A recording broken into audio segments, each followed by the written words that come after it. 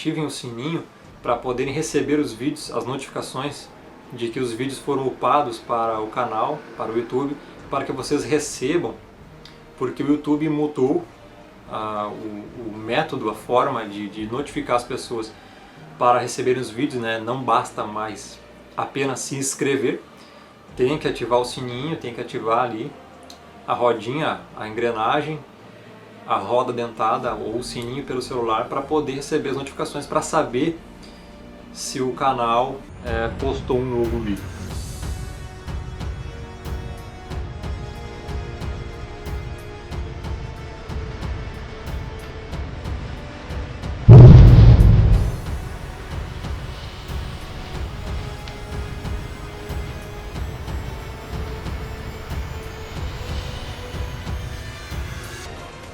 Graça e paz a todos. Este é o canal Firmeza da Verdade.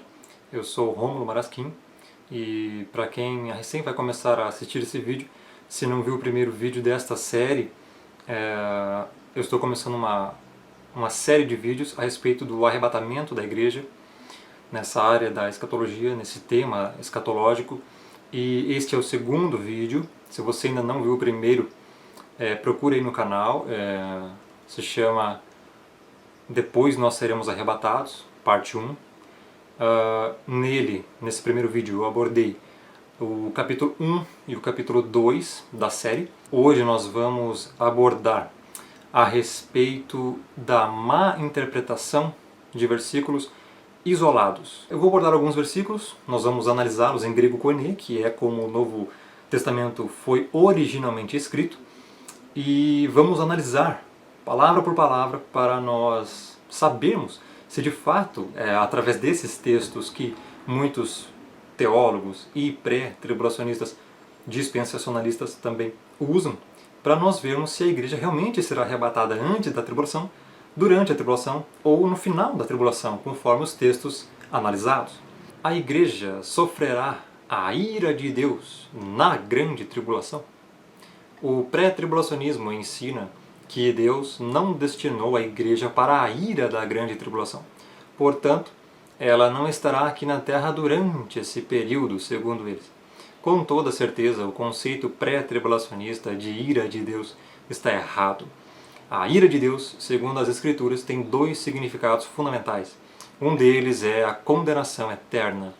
Romanos 5, 8 a 9 diz: Seniste sinde, tenia tu agapeneis emas o theos. O tie martolonon tonemon Christos, hyperemon apethanen. Polon malon, dikiotendes, ninintoi matia tu sothesometa, dia tua potesorges. Em português: Mas Deus prova o seu amor para conosco, em que Cristo morreu por nós, sendo nós ainda pecadores. Logo, muito mais agora, tendo sido justificados pelo seu sangue, seremos por ele salvos da ira. Romanos 5, 8 a 9. O substantivo ira neste texto é orges, que significa a ira lançada no inferno, ou seja, a condenação para aqueles que não foram justificados pelo sangue do Cordeiro. Os santos da grande tribulação são justificados pelo sangue? O texto abaixo responde: E eu disse-lhe, Senhor, tu sabes. E ele disse-me, estes são os que vieram da grande tribulação e lavaram suas vestes e as branquearam no sangue do Cordeiro. Apocalipse 7, 14.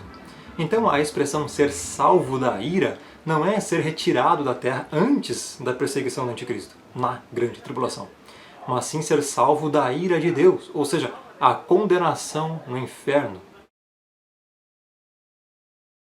E não temais os que matam o corpo, e não podem matar a alma. Temei antes aquele que pode fazer perecer no inferno a alma e o corpo. Mateus 10, 28. E vendo ele muitos dos fariseus e dos saduceus que vinham ao seu batismo, dizia-lhes, raça de víboras, quem vos ensinou a fugir da ira futura? Mateus 3, 7. Vejo nos dois textos recém-citados, Mateus 10, 28 e Mateus 3, 7, que não devemos temer a grande tribulação, ira de Satanás e do anticristo, pois nela apenas nosso corpo pode ser morto, mas sim devemos temer a Deus, ira de Deus, pois ele pode fazer perecer não somente o corpo, mas também a alma, condenação eterna. Orgim, ou orgue. João Batista acusou os fariseus de tentarem fugir dessa ira vindoura. No contexto, versos 10 a 12, podemos entender que esta ira vindoura que João trata é a condenação final. E também agora está posto o machado à raiz das árvores. Toda árvore, pois, que não produz bom fruto é cortada e lançada no fogo. Em sua mão tem a pá, e limpará a sua eira, e recolherá no celeiro o seu trigo, e queimará palha com fogo, que nunca se apagará. Mateus 3, 10 a 12. Veja então que ira de Deus, nesses contextos, refere-se à condenação ao inferno, e não a algo terreno. Vejamos outro texto que fala sobre ira de Deus. 1 Tessalonicenses capítulo 5, verso 9. Oti uk etheto emas o theosis orgem, alis peripissin soterias diato querio emon Iesu Christu. Tradução para o português. Porque Deus não nos destinou para a ira, mas para alcançar a salvação, mediante nosso Senhor Jesus Cristo. 1 Tessalonicenses 5,9. Ira, no texto recém-citado, é orgen, que também é uma derivação flexionada do substantivo orge, que significa ira no inferno, condenação. Veja nesse texto que esta é a mesma ira vindoura da qual tratou João Batista e Paulo em Romanos 5,9. Repare que a ira citada em 1 Tessalonicenses 5,9 é o contrário de salvação. Todos nós sabemos que na grande tribulação haverá salvação. O texto de Apocalipse 7, citado anteriormente, já diz que é uma multidão de salvos que vieram da grande tribulação. Quem crê no Filho tem a vida eterna, mas o que desobedece o Filho não verá vida, mas sobre ele permanece a ira de Deus, ou seja, orgue de Deus. João 3, 36. Ou seja, todos já nascemos merecedores da ira de Deus. Condenação. Outro significado de ira de Deus é ira na terra. O que muitos confundem é perseguição do anticristo com ira de Deus. Uma coisa não tem nada a ver com a outra. Em Mateus 3, 7, Romanos 5, 9 e 1 Tessalonicenses 1, 10 e 5, 9, o substantivo ira é orge. Quando as escrituras falam de ira na terra, o termo é thimo, uma derivação do substantivo thimos, como em Apocalipse 15, 7, onde será derramada a ira das 7 taças sobre a terra, que diz: Ken ekton tessaron zon, edokentes eptangelis, eptafialas chrysas, gemusas tu themutu theutus ontos, istucionas toniono. Tradução para o português. E um dos 4 animais deu aos 7 anjos 7 taças de ouro cheias da ira, thimo, de Deus, que vive para todo sempre. Apocalipse 15, 7. O contexto de Mateus 3, 7, Romanos 5, 9, 1 Tessalonicenses 1, 10 e 5, 9 é céu ou inferno. Tanto é que o verso continua dizendo, mas para alcançar a salvação. Ou seja, não para a ira do inferno, mas para a salvação na vida eterna em Cristo Jesus. Portanto, também não podem ser usados como base pré-tribulacional. Já o contexto de Apocalipse 15, 7, que vai até Apocalipse 16, 21, é apenas o despejar da ira, thimo, não orgue, de Deus na terra, através das taças. Vejamos Apocalipse 16, 1, no original em grego koine. Que ekos amegales phones ektonau, legusis tis eptangelis, e pagete, que ekhetetas epta, fialas, tu theu, istingin. Tradução. E ouvi vinda do templo uma grande voz que dizia aos 7 anjos: Ide e derramai sobre a terra as 7 taças da ira de Deus, ou seja, a thimo de Deus. Vemos que o contexto se refere apenas à ira na terra. Thimo. Veja o que acontece se mudarmos ira para a grande tribulação em cada texto. E vendo ele muitos dos fariseus e dos saduceus que vinham ao seu batismo, dizia-lhes: raça de víboras, quem vos ensinou a fugir da grande tribulação futura? Referência a Mateus 3,7. Outro texto. Logo, muito mais agora, tendo sido justificados pelo seu sangue, seremos por ele salvos da grande tribulação. Referência a Romanos 5,9. Outro texto. Porque Deus não nos destinou para a grande tribulação, mas para alcançar a salvação mediante nosso Senhor Jesus Cristo. Referência a 1 Tessalonicenses 5,9. Você vê que não faz nenhum sentido, pois na grande tribulação também terá salvação, e os santos que estiverem nela também estão destinados à salvação por nosso Senhor Jesus Cristo. Logo, estes textos não fazem sentido algum se o termo ira for a grande tribulação. Agora vamos mudar ira para condenação eterna, porque Deus não nos destinou para a condenação eterna, mas para alcançar a salvação mediante nosso Senhor Jesus Cristo. 1 Tessalonicenses 5,9. Agora faz todo sentido. É preciso notar na passagem a antítese que Paulo faz entre ira e salvação.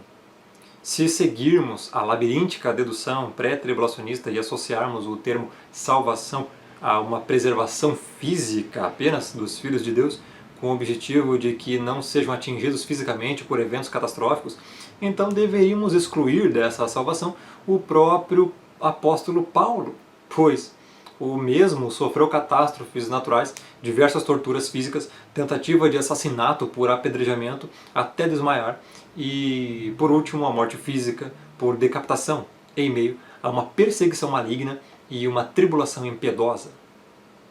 O que diremos então de todos os cristãos que foram perseguidos, torturados e mortos durante séculos, desde a igreja primitiva? Deus não arrebatou nenhum deles do planeta Terra enquanto estavam sendo apedrejados até a morte, crucificados, devorados por leões nas arenas de Roma, atados em postes e queimados vivos nos jardins de Nero, somente por diversão.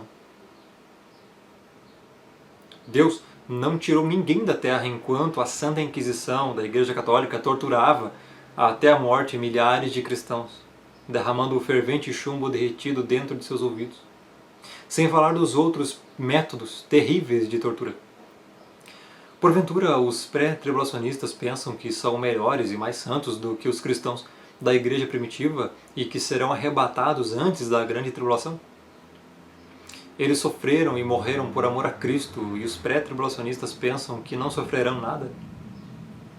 Será que os pré-tribulacionistas conseguem enxergar que, em outras palavras, estão dizendo: Deus errou, cometeu injustiça e terá que pedir perdão a todos os cristãos perseguidos e assassinados por amor a Jesus Cristo naquela época?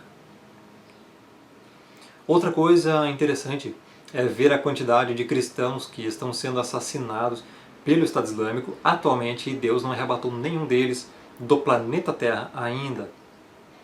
Como os pré-tribulacionistas explicam isso? Conclusão. Quem disse que a igreja sofrerá a ira de Deus na grande tribulação? Em nenhum versículo nós encontramos isso. Onde diz na Bíblia que a ira de Deus cairá sobre os salvos? Também não encontramos em nenhum lugar das Escrituras. A igreja será perseguida pelo anticristo e muitos cristãos assassinados. Sim, isso é a grande tribulação para a igreja de Cristo. Agora, as pragas, as 7 taças e o inferno são o juízo santo de Deus contra todos os ímpios. E quanto a isso, a igreja estará protegida, mas somente disso, pois muitos cristãos serão assassinados durante a grande tribulação. Isso está em Mateus 24, Lucas 21, Marcos 13, Apocalipse 6, 9 a 11, 13, 7 e capítulo 20, verso 4. No capítulo 4, que será o terceiro vídeo, eu vou abordar sobre as ressurreições, e nele, no próximo vídeo, eu vou falar sobre as trombetas, né? Todos os textos que falam sobre as trombetas, todos os textos que falam sobre as ressurreições e todos os textos que falam sobre a segunda vinda de Cristo. Então nós vamos abordá-los para darmos continuidade a esta série de estudos.